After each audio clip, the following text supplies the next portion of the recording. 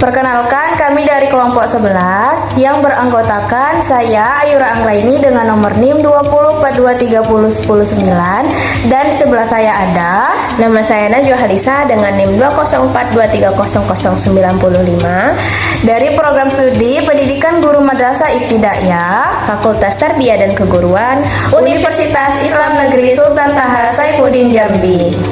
Baiklah, tujuan dibuatnya video ini adalah untuk memenuhi tugas ujian akhir semester mata kuliah Akidah Akhlak SD atau MI.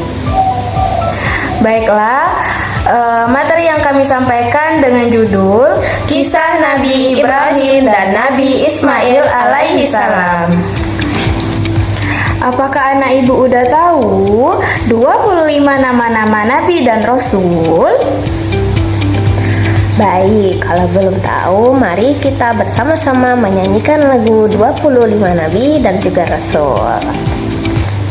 Adam, Idris, Nuh, Hud, Saleh, Ibrahim, Lut, Ismail, Isa, Yakub, Yusuf, Ayub, Syuaib, Musa, Harun, Zulkifli, Daud, Sulaiman, Ilyas, Yunus, Zakaria, Yahya, Isa, Muhammad, Akhirul Anbiya, Muhammad Al-Mustafa.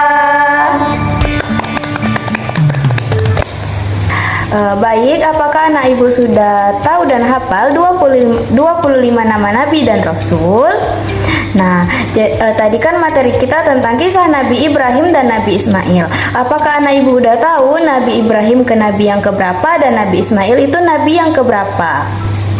Nah, jadi Nabi Ibrahim itu Nabi yang ke-6 dan juga Nabi Ismail adalah Nabi yang ke-8. Nah, yang pertama, Ibu akan menjelaskan kisah dari Nabi Ibrahim alaihissalam yang akan disampaikan oleh ibu kita yaitu Ibu Najwa. Kepada Ibu kita persilahkan. Selamat pagi semuanya, apa kabarnya hari ini? Baik, alhamdulillah. Di sini ibu akan menceritakan kisah tentang Nabi Ibrahim alaihissalam. Baiklah, ada yang tahu julukan dari Nabi Ibrahim alaihissalam? Julukan yang diberikan kepada Nabi Ibrahim alaihissalam adalah Bapak para Nabi. Nabi Ibrahim alaihissalam lahir pada tahun 2295 sebelum Masehi di kerajaan Babilonia. Pada saat itu Raja Namrud merupakan orang yang berkuasa di kerajaan tersebut. Dan kerajaan tersebut atau daerah tersebut sekarang merupakan daerah negara Irak. Pada tahun itu Raja Namrud memerintahkan agar seluruh bayi laki-laki dibunuh dikarenakan beliau mendapatkan mimpi bahwasanya seorang anak laki-laki akan menggantikan posisinya dan merebut kekuasaannya. Lalu ibu Nabi Ibrahim bersembunyi di dalam gua sampai beliau lahir ke dunia dan beliau menghindari dari kecaman tentara-tentara Raja Namrud. Seiring berjalannya waktu, Nabi Ibrahim tumbuh menjadi anak yang gagah dan perkasa. Ayah Nabi Ibrahim merupakan pengrajin atau orang yang membuat berhala. Seluruh warga atau seluruh rakyat pada masa kerajaan Raja Namrud menyembah berhala tersebut. Akan tetapi Nabi Ibrahim tidak seperti itu. Beliau berpikir, mengapa manusia menyembah berhala sedangkan berhala tersebut dibuat oleh tangannya sendiri. Nabi Ibrahim pernah bertanya pada ayahnya, mengapa semua orang menyembah berhala? Lalu ia dimarahi oleh ayahnya dikarenakan tidak mau menyembah berhala tersebut. Nabi Ibrahim pun mencari Tuhannya sendiri.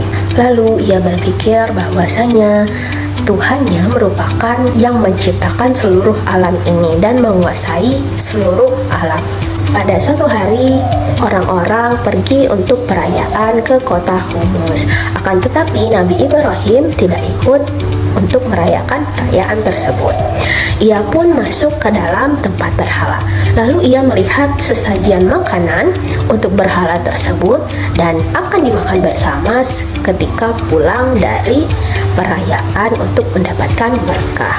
Lalu ia menanyakan kepada berhala tersebut, "Mengapa kau tak memakan makanan yang telah disajikan?" Namun tak ada jawaban dari berhala tersebut. Ia pun berkata, "Mengapa engkau tak menjawab pertanyaanku?" Setelah itu, Nabi Ibrahim menghancurkan seluruh berhala yang ada di sana dan menyisakan satu berhala yang paling besar dan menggantungkan kapak di leher berhala tersebut. Setelah kaum Raja Namrud kembali dari kota Humus, mereka terkejut melihat keadaan di tempat berhala. Berhala-berhala tersebut hancur dan berserakan di mana-mana. Mereka bertanya, "Siapa yang telah menghancurkan seluruh berhala ini?" Lalu ada satu orang yang menjawab, "Kami pernah mendengar bahwasanya ada seorang pemuda yang mencela berhala. Barangkali ialah yang telah memperbuat seluruh ini. Namanya Ibrahim." Lalu Raja Namrud berkata, "Bawalah ia ke sini dan perlihatkanlah ia di depan banyak orang." Pada saat Nabi Ibrahim datang di depan Raja Namrud berkata, "Apakah kau yang telah menghancurkan semua ini?" Nabi Ibrahim pun menjawab, "Patung itulah yang telah menghancurkan berhala-berhala yang lain." Lalu orang-orang pun menjawab, "Tidak mungkin berhala tersebut yang telah menghancurkannya. Ia tidak dapat bergerak." Dengan cepat Nabi Ibrahim menjawab, "Lalu mengapa kalian menyembahnya sedangkan berhala tersebut tidak dapat melakukan apapun?" Orang-orang di sana pun terdiam dengan perkataan Nabi Ibrahim. Lalu Raja Namrud memerintahkan untuk membuat perapian untuk membakar Nabi Ibrahim alaihi salam. Setelah membuat perapian dan mengumpulkan kayu bakar, Nabi Ibrahim pun dibakar hidup-hidup. Akan tetapi atas izin Allah Subhanahu wa taala, api tersebut menjadi sejuk dan dingin. Seperti firman Allah dalam Quran surah Al-Anbiya ayat 69 yang berbunyi, "Bismillahirrahmanirrahim. Qulna ya nar kuni bardan wa salaman ala Ibrahim." Yang artinya, kami berfirman, "Wahai api, jadilah engkau sejuk dan selamat atas Ibrahim." Lalu seluruh kayu-kayu tersebut terbakar tak tersisa.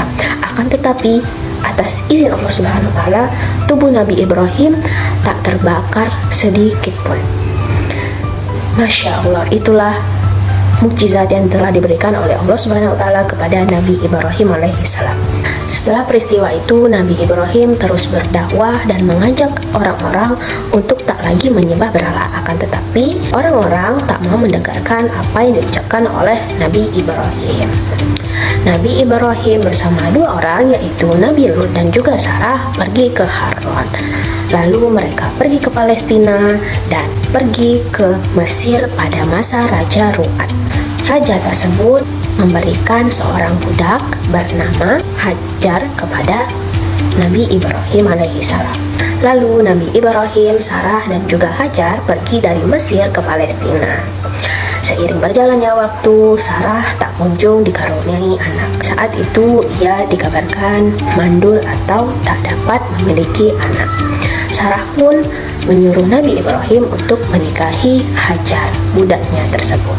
Tak berapa lama, Hajar pun mengandung anak laki-laki dan melahirkannya. Anak laki-laki tersebut bernama Nabi Ismail.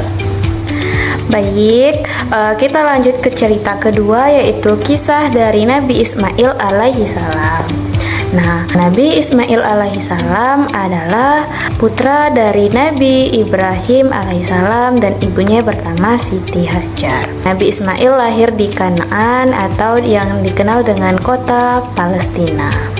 Nah, pada masa saat bayi, Allah memerintahkan Nabi Ibrahim untuk menempatkan Nabi Ismail dan Siti Hajar ke suatu tempat. Nah, tempatnya itu daerah yang sangat tandus, tidak ada kehidupan selain pohon kering dan padang-padang pasir. Nah, lalu pada tempat tersebut Siti Hajar pun menanyakan kepada Nabi Ibrahim, "Wahai Nabi Ibrahim, apakah engkau menempatkan kami di sini atas perintah dari Allah Subhanahu wa taala?" Lalu Nabi Ibrahim pun menjawab dengan, "Iya, aku menjalankan perintah dari Allah Subhanahu wa taala." Lalu Nabi Ibrahim pun meninggalkan Siti Hajar dan Nabi Ismail. Beberapa hari ke depan, pembekalan yang dibawa oleh Siti Hajar pun telah menipis dan telah habis. Pada saat itu, Nabi Ismail pun menangis karena kehausan. Tidak ada sumber air atau mata air di tempat padang pasir tersebut. Lalu, Siti Hajar pun menggendong Nabi Ismail dan membawa keluar. Siti Hajar meletakkan Nabi Ismail di tempat dan Siti Hajar pun mencari air dan melihat ke arah sebelah kanan ada bukit. Lalu Siti Hajar pun berlari-lari kecil ke bukit tersebut untuk mendapatkan air. Dari Bukit Safa ke Bukit Marwa selama 7 kali. Dan Siti Hajar pun turun melihat Nabi Ismail yang sedang nangis.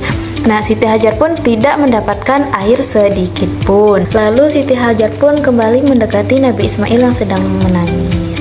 Dengan rasa yang sedih, gelisah tidak mendapatkan air dan melihat Nabi Ismail yang telah nangis, lalu Siti Hajar pun terkejut dan mengatakan zam-zam, zam-zam, artinya berkumpul.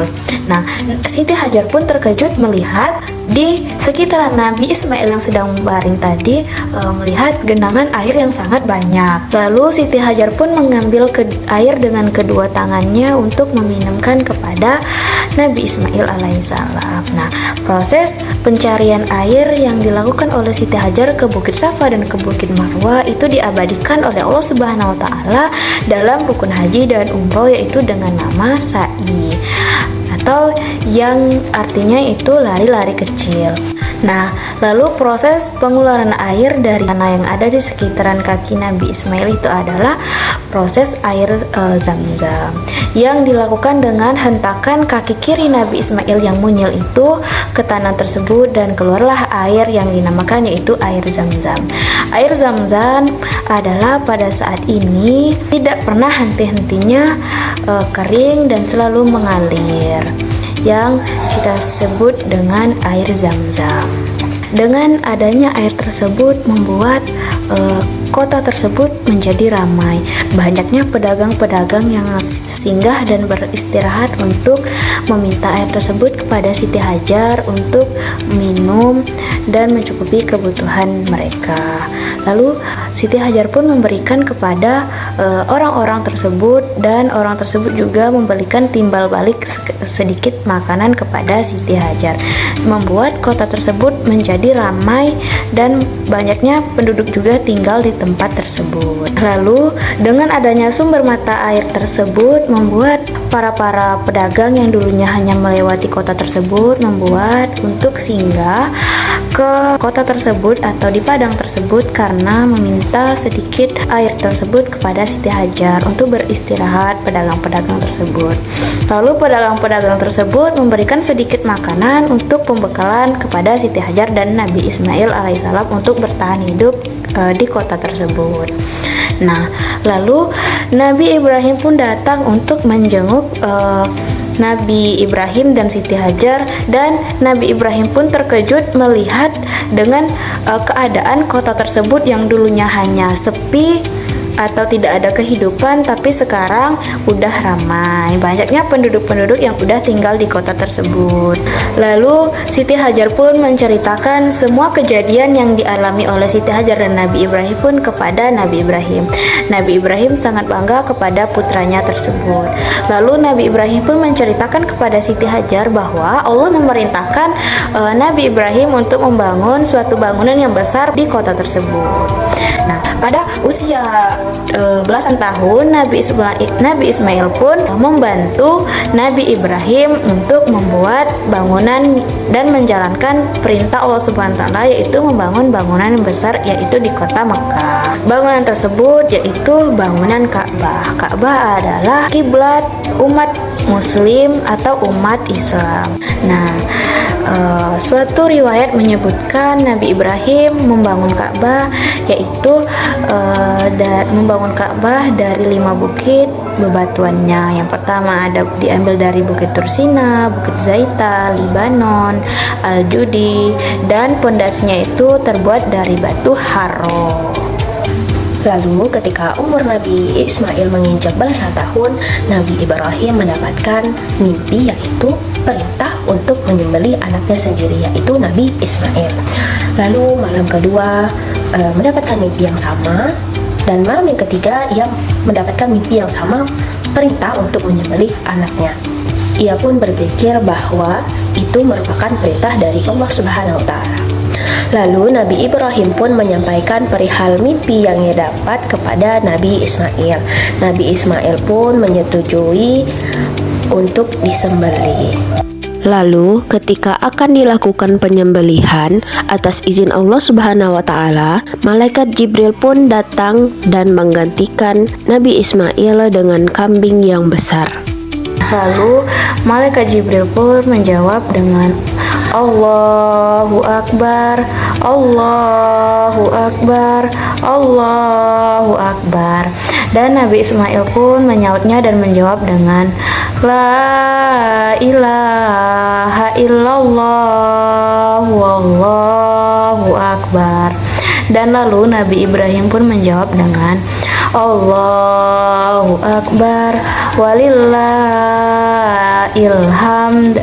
Lalu Nabi Ibrahim dan Nabi Ismail pun melaksanakan kurban tersebut. Lalu datanglah Siti Hajar dan mereka melaksanakan memotong-motong daging tersebut dan membagi-bagikan kepada daging-daging tersebut kepada masyarakat terdekat. Nah, dari proses tersebut yang kita kenal dengan Hari Raya Idul Adha yang identik dengan berkurban. Nah, Hari Raya Idul Adha dilaksanakan pada tanggal 10 Zulhijjah. Nah, baiklah, cukup sekian materi yang dapat kami sampaikan. Lebih dan kurang kami mohon maaf dan kami akhiri dengan wabillahi taufiq wal hidayah. Wassalamualaikum warahmatullahi wabarakatuh.